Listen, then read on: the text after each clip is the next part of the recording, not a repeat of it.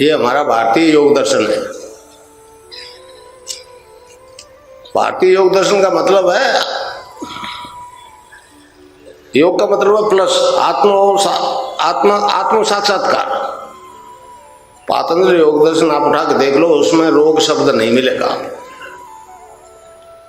वो तो मनुष्य के क्रियात्मक विकास की बात करता है।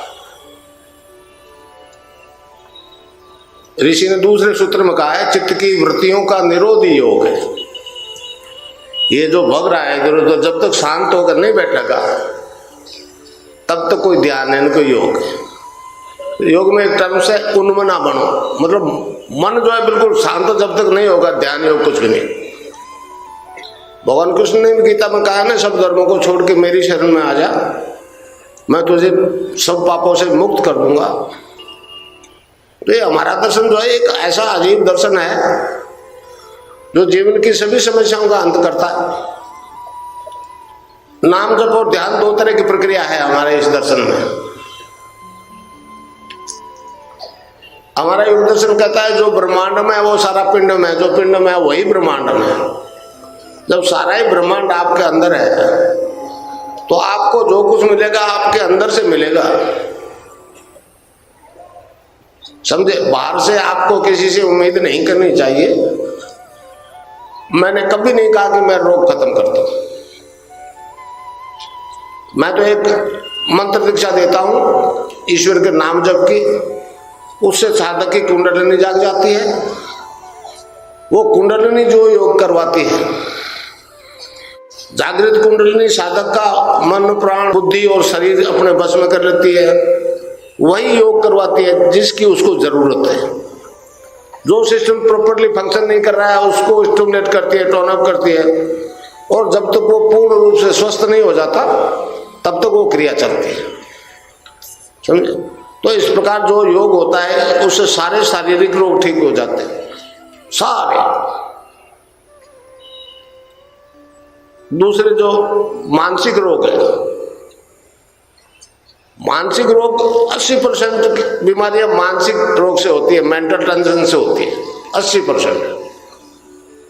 वो जब तक खत्म नहीं होंगे, टेंशन खत्म नहीं होगा, वो रोग खत्म नहीं होंगे।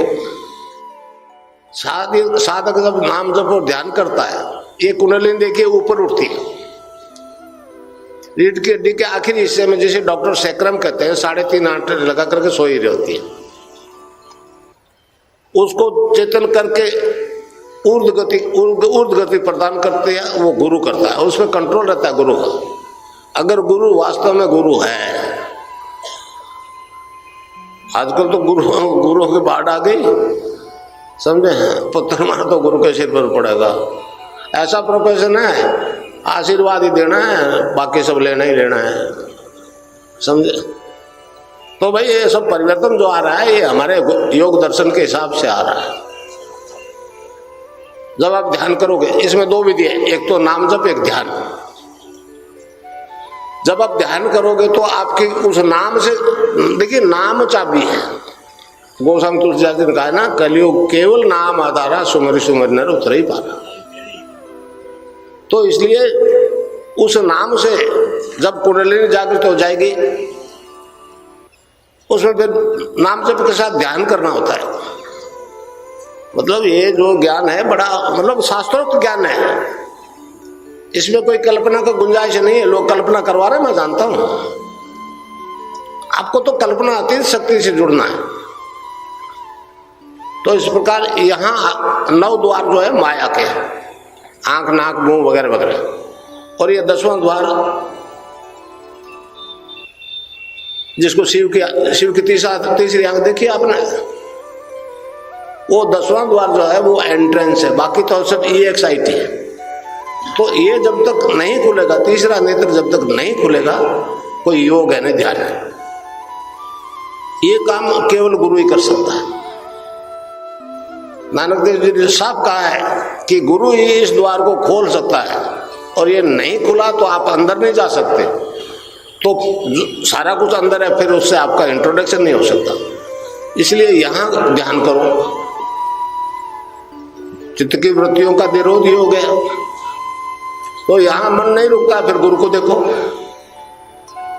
समझे? गुरु क्या है? गुरुत्वाकर्षणी गुरु है। ये शरीर थोड़ा गुरु है, ये तो कल मरेगा। वो गुरु तो आपके अंदर बैठा है, सबके अंदर बैठा है।